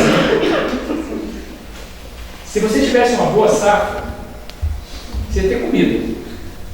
E se a safra fosse ruim? Você ia passar fome. Quanto tempo? Um ano inteiro. Até a próxima safra. Fome, pessoal. Não é aquele negócio que aparece entre 11h30 e meio-dia. Não. Fome é quando você não tem nada para comer por um mês inteiro. Você tem que comer resto, pedaço de qualquer coisa. E sede, lembra-se que eles moravam no deserto. O deserto é deserto porque não tem água. Então, nós não temos a menor ideia do que é ter fome e sede. Para a turma que recebeu essa mensagem, fome era uma rotina que desgraçadamente acontecia de vez em quando. Era só a safra não vir boa e todo mundo tinha que passar fome. Sede, então. Muito bem, vamos continuar vendo o que acontece com eles. O texto que fala da profecia de Jesus é esse que está aqui em Mateus 5,6. Felizes os que têm fome e sede, porque elas serão totalmente saciadas. Vamos continuar em Apocalipse 7,17. César, por favor. Porque o Cordeiro que está no meio do trono os apacentará e lhes servirá de guia para as fontes das águas da vida. E Deus limpará de seus olhos toda lágrima. Uau! E aqui vem o cumprimento da profecia que Davi fez no mais conhecido dos Salmos, o Salmo 23. Olha só, o que Davi escreveu? O Senhor é o meu pastor, nada me faltará. Aqui quem que vai ser o pastor dessa turma? O Cordeiro. Quem que é o Cordeiro? Cristo. Jesus Cristo. Jesus Cristo. Olha, eu gosto demais do meu pastor. Pena que ele não está aqui para ouvir isso, devia estar aqui. O pastor Claudinei é pessoa da melhor qualidade, gente boa. Gosto demais do pastor Claudinei. Mas eu tenho o privilégio de ter um pastor aqui, o pastor Walter. Eu não sei quantos já ouviram o pastor Walter falar, é um grande orador. Ele tem uma comunidade batista. Fica onde a sua igreja aqui, pastor? Paruli. Eles têm um grupo bastante homogêneo de pessoas que aguardam a volta de Jesus. Lembre-se que os adventistas aprenderam sobre a volta de Jesus com os batistas e aprenderam sobre o sábado com os batistas também. Os batistas no 7º dia. Agora, com o perdão que o senhor me permite, pastor, e o pastor Claudenir também, a possibilidade de ter um cordeiro como pastor. Uau! o pastor da tua igreja? Jesus Cristo. Nós.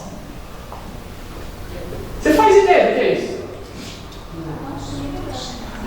Poder partilhar da rotina de Jesus. Chegar na igreja e abraçar Jesus. Ouvir de Jesus coisas assim. E acredite, você vai ouvir isso. Você vai ouvir de Jesus mais ou menos assim. Sabe o que eu estava pensando em você essa semana? Ele falando para você. Eu estava pensando, me lembrei de você. E eu sei mais ou menos o que você gosta. Tem um negócio aqui que eu acho que é a tua cara. Acredite, Deus ama dar presentes. Ama. Tem verdadeira paixão. Cada dia Ele dá o sol, a chuva. Deus é fascinado para cobrir você de presentes. E Ele vai trazer um, Lande, que tem a tua cara. Quando você olhar, você vai dizer, Senhor, uau, eu não acredito nisso. Eu não acredito nisso. Eu não acredito nisso. Eu sou daqueles meninos que cresceu na loucura de fazer 18 anos para dirigir carro. Até hoje eu tenho fascinação por automóveis. Lembro de criança que eu brigava com o carrinho de rolimã. Tem muita gente aqui que andou com o carrinho de rolimã. Então agora eu vou pedir perdão para as meninas. Eu sei que vocês gostam de bolsa, sapato e tal, mas eu não entendo muito disso. Eu vou falar do que eu gosto. Um menino que cresceu a vida inteira andando de carrinho de rolimã. Aí chega na igreja, sábado de manhã, Jesus Cristo diz assim para mim, veja, tem um negócio aqui, eu não sei se isso vai acontecer, mas eu acho que tem a tua cara. E ele me mostra o carro mais espetacular que você pode imaginar. E eu olho para aquele negócio e digo, Senhor, uau, uau, uau. Você já imaginou um negócio desse? Esse é o teu pastor. Ele faz tudo para ver você feliz, tudo. Se tem alguma coisa na tua vida que não te deixa feliz hoje, acredite, não vem dele. Não vem dele, nunca veio. Ele nunca quis que você tivesse doença nenhuma. Ele nunca quis que você sofresse nada. Agora, ele sabe que às vezes você só vai ouvir a voz dele quando você sofre. E aí, ele deixa você sofrer, para você ouvir a voz dele, para que ele possa te salvar. Percebeu? O pai às vezes faz isso com o filho. Quantas vezes o pai permite que o filho rale o joelho para poder andar de bicicleta? Tem como andar de bicicleta sem ralar o joelho? Não. Se você esperar até o cara andar direitinho, ele nunca vai andar de bicicleta. Então tem que deixar, ele vai cair. Não é assim? Muito bem. Vamos continuar. Apocalipse 14, verso 1. Você que chegou agora, como é que está lá? Douglas, por favor, pode ler para mim, Douglas. O título também é só o verso. Depois olhei e vi o Cordeiro em pé no monte Sião. Com ele estavam 144.000 pessoas que tinham o nome dele e o nome do pai dele escritos na testa delas. A diferença entre os 144.000 aqui de Apocalipse 14 e os 144.000 que nós vimos no capítulo 7 é que no capítulo 7 eles ainda estavam no futuro. Os anjos estavam segurando, lembra? Porque nós temos que marcar essa turma, lembra disso? Sim. Aqui no capítulo 14, e já passou um monte de coisa aqui, você vai ter que voltar outras semanas para estudar os outros capítulos, né? Aqui eles já foram marcados, o nome de Deus já está na testa deles. Muito bem. E agora então, verso 3, a mãe do Douglas, por favor. Os 144.000 estavam diante do trono e dos 4 seres vivos e dos líderes e cantavam uma nova canção que somente eles podiam aprender.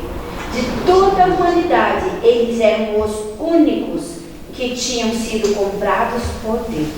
Eu vou começar com essa palavra únicos aqui. Quando eu li isso, me arrepiou, sabe? Eu falei, uau, os únicos! E aí, uma boa coisa para você que estuda a Bíblia, né? Mais que tinha que ler a Bíblia, você estuda a Bíblia. Então consiga quantas traduções da Bíblia você puder. E em todas as línguas que você é capaz de entender. Alemão, inglês, espanhol. E em português nós temos pelo menos 3 traduções muito boas. 4. A nova tradução da linguagem de hoje é a minha favorita, que fala em português bem claro. A Almeida Revista e Atualizada é a mais comum. Nova Versão Internacional. E pode-se valer também da tradução Ave Maria, que é uma tradução católica, especialmente para aqueles que têm origem na tradição católica, é uma tradução muito boa. Muito bem. Eu corri nessas traduções todas e cheguei à seguinte conclusão: o texto da Nova Linguagem de hoje é o único que usa a palavra única aqui. Eu não falo grego, mas eu tenho a Bíblia em grego no computador. Fica muito fácil, você tem no computador, você nada de braçada, né? E eu fui consultar o original grego, descobri o seguinte: essa palavrinha único não aparece no original grego. Então eu não sei de onde a turma da tradução da Nova Linguagem de hoje colocou o único aí, ok? Como regra, eu vou pedir para a Cláudia, que tem uma tradução um pouco diferente, a parte final, Cláudia, que fala sobre eles terem sido comprados por Deus. Prestem atenção. Qual que é a tua tradução, Cláudia? Sociedade Bíblica do Brasil. Então deve ser Almeida. Por favor, preste atenção no que vai estar escrito aí. Ninguém pôde aprender o cântico, senão os 144.000 que foram comprados da terra. Está escrito únicos que foram comprados? Não está. Então, a Nova Tradução da Linguagem de hoje, aí tem esse probleminha.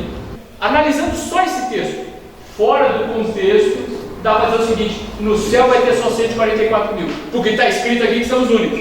Mas não tem isso em grego, não tem isso na Almeida, não tem isso no monte, ok? Agora, eu não sou doutor em grego, então não acreditem no meu grego, tá? Deem uma olhada por vocês mesmos em outras traduções. Mas vamos para a parte que está clara. Os 144.000 cantavam o quê? Cantavam como roxinol. E cantavam de alguma coisa que todo mundo conhecia, certo? Não. Não. Somente eles podiam aprender. Deixa eu contar uma rápida história para vocês. Eu não sei por que vocês gostam de música clássica. Um dos meus compositores favoritos é Handel. Outro daqueles que escrevia as suas obras sempre para glorificar o nome de Deus. Handel compôs um oratório chamado O Messias. Vale a pena você ouvir. Um dos movimentos desse oratório, chamado O Messias, é o movimento que é chamado de Aleluia. Ele entrou para o nosso português como sendo o Aleluia de Handel. Eu não tenho a menor ideia como é que se canta isso, apesar de que eu lembro bem da melodia, mas como eu sou um cantor horroroso, então chega em casa e procura por Aleluia de Handel. Agora a história que eu vou contar tem a ver com a primeira execução pública dessa peça, Aleluia de Handel. Aconteceu na Inglaterra e estava presente o rei da Inglaterra. E esse movimento que fala Aleluia falava justamente desse verso, de um grupo de pessoas cantando uma música espetacular em louvor a Deus. Olha o que aconteceu. O rei da Inglaterra, quando ele começou a escutar aquelas vozes entrando no coro, aleluia, aleluia, aleluia, o rei da Inglaterra ficou em pé. E quando o rei fica em pé, o que aconteceu? A turma toda ficou em pé. A turma toda ficou em pé. Perguntaram no final por que o rei tinha ficado em pé. Ele respondeu mais ou menos assim: diante da grandeza do rei do universo, só me resta ficar em pé. Isso o rei da Inglaterra. É por isso que até hoje, quando as pessoas escutam, em especial numa igreja, o Aleluia de Handel, todo mundo fica em pé. É uma demonstração de respeito. Percebeu? Era só esse pessoal que cantava, eram só eles que tinham o dom de uma música. Eu não sei se é por causa da música, é por causa da letra, mas o fato é que eles eram parte de um grupo especial. Verso 4. Caio, por favor. São estes os que não se macularam com mulheres, porque são castos, são eles os seguidores do Cordeiro por onde quer que vá. São os que foram redimidos dentre os homens. Primícias para Deus e para o Cordeiro. Esse verso tem algumas características interessantes dos 144.000. Eles eram um grupo que não tinha tido relação com mulheres. Algumas traduções dizem que eles eram virgens. Essa virgindade aqui não é carnal, 100% de certeza. Não tem nada a ver com a virgindade carnal. É preciso você lembrar que mulher, na profecia bíblica, significa igreja. Certamente, esse texto quer dizer o seguinte: são pessoas que ou nunca tiveram relações com igrejas promíscuas, a Bíblia chama isso na profecia do Apocalipse de prostitutas, vocês vão ver, falar disso daqui a pouco, ou se tiveram, deixaram. Então, não é bíblica, ou pelo menos não dá para concluir aí, a ideia de que alguém que guardou o domingo um bom tempo da vida e depois resolve guardar o sábado, alguém que foi católico um bom tempo da vida e depois resolve obedecer os princípios de Deus, alguém que foi espírita um bom tempo da vida e depois se entrega a Jesus, esse cara está fora do 144 mil. Não. É gente que em algum momento da vida percebeu que estava errado, mudou e tem uma experiência única com Deus. E eles fazem parte do que a Bíblia chama de primícias, um grupo de pessoas especiais, a tropa de elite. O último verso da noite Graciano, por favor, verso 5. Eles nunca mentiram, nem cometeram nenhuma falta. Você acha que tem alguém que nunca cometeu nenhuma falta? Sim ou não?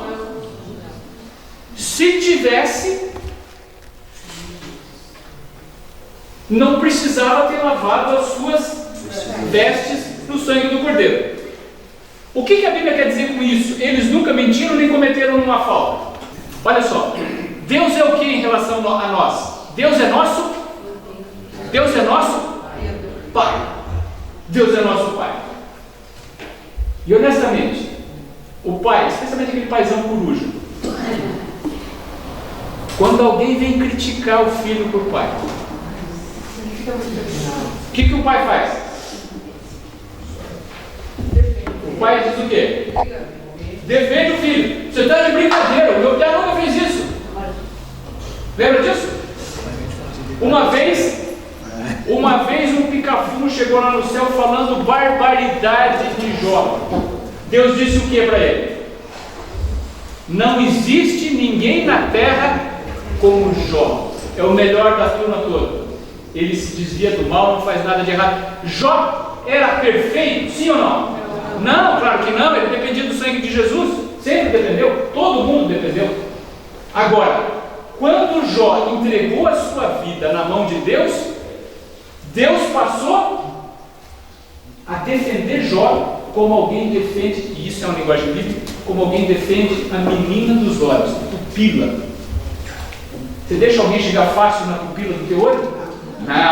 Não mesmo, né, cara? Nem a pau. Eles não mentiram, eles nunca cometeram uma falta. Por quê?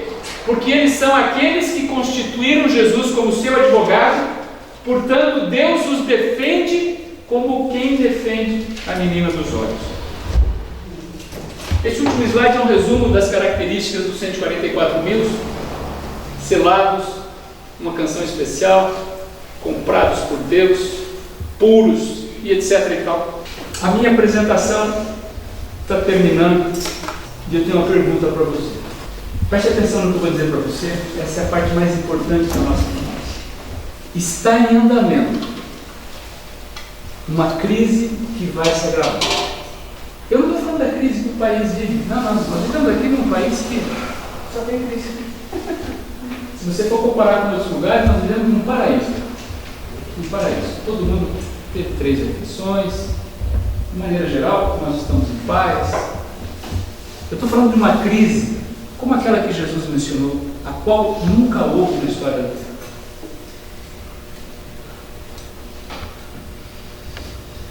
Quando esse momento chegar perto da sua decisão, vai haver um conflito. A Bíblia é clara em mostrar isso. Clara, tão clara quanto o sol no meio-dia. Esse conflito vai ser entre o povo de Deus e aqueles que deliberadamente escolheram andar por um outro caminho. E a marca daqueles que escolheram ficar com o povo de Deus vai ser o sábado. O sábado ainda não tem esse caráter divisório entre quem é e quem não é do povo de Deus. Ainda hoje é verdade um texto bíblico que Jesus apresentou 2000 anos atrás, dizendo assim: eu tenho outras ovelhas que não fazem parte do meu rebanho. Mas um dia, esse dia ainda está no futuro, elas vão sair, vão se juntar ao meu rebanho. Então eu vou ter um rebanho e um pastor. Isso é o que Jesus falou. O sábado ainda não é o divisor entre o povo de Deus e os inimigos de Deus, mas nós estamos caminhando rapidamente para isso. Rapidamente para isso. Eu vou antecipar algumas coisas que nós vamos ver mais à frente em capítulos finais do Apocalipse. Um dia, o Estado organizado vai impor a guarda de um dia da semana. Impor sobre a força da lei. E não vai ser o sábado. E não vai ser o sábado. Quando esse dia chegar, o mundo vai precisar fazer uma escolha. Você vai ficar com a Bíblia que diz: lembra-te do dia do sábado. Ou você vai ficar com o ordenamento jurídico do país que diz: esquece o dia do sábado. De acordo com o que você viu hoje, o selo de Deus tem a ver com o sábado. Imagine que esse dia chegasse já. As pessoas tivessem que escolher entre o sábado e um outro dia da semana. A pergunta é essa: você está preparado para fazer a escolha certa?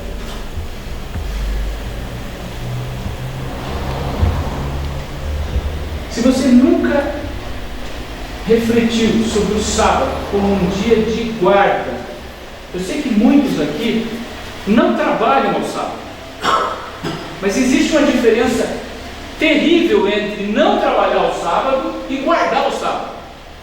Não trabalhar é apenas uma das muitas coisas que você deixa de fazer nas 24 horas que Deus escolheu como um tempo para Ele.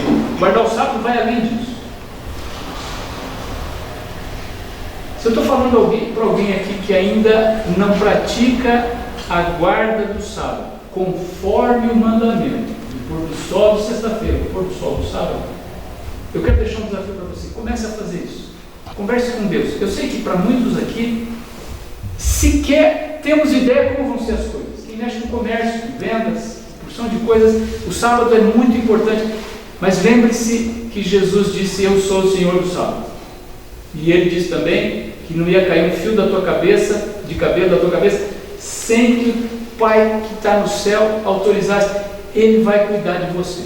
O sábado não foi feito para levar ninguém à falência. O sábado foi feito para você ter um relacionamento melhor com Deus. Eu lanço o desafio para quem não guardou o sábado conforme o mandamento, fazer um teste e conversar com Deus. Porque tudo que nós discutimos hoje aqui está em andamento. Quando esse selamento vai terminar? Eu não sei.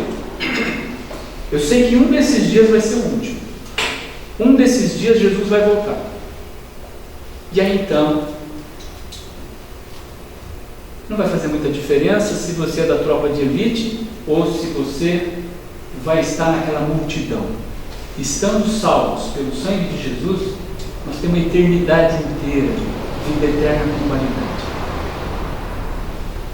Feche os olhos, eu quero orar por você.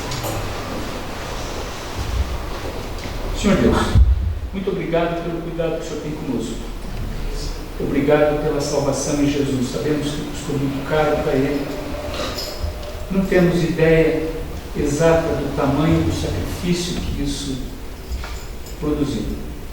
Mas agradecemos a possibilidade que o Senhor nos dá de um dia estar entre os salvos. Amém. Agradecemos também pela mensagem clara que a Bíblia apresenta de um selo que Deus escolheu para separar aquelas pessoas que reconhecem Ele como Criador e mantenedor dos céus e da terra. senhor sabe também que para muitos aqui, a questão do sábado não é um assunto muito fácil. E é por isso que nós pedimos que o senhor trabalhe com cada pessoa. Que a decisão que será tomada seja uma decisão que tenha a tua proteção, o teu amor. Amém. E que o senhor mostre de maneira poderosa o amor que tem por todos nós. Amém.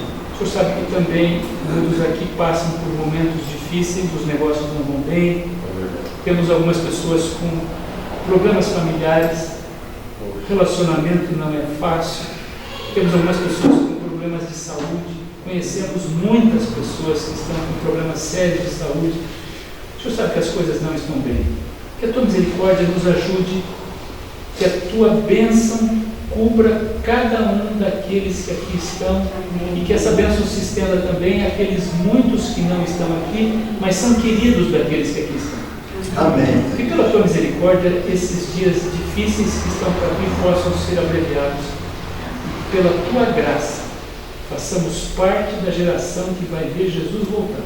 Amém. Até esse dia chegar, que o Senhor nos guarde do mal. Por Jesus. Amém. Vai com Deus, uma boa semana para você. Até terça-feira. Leia o capítulo 8. Vocês vão se apaixonar.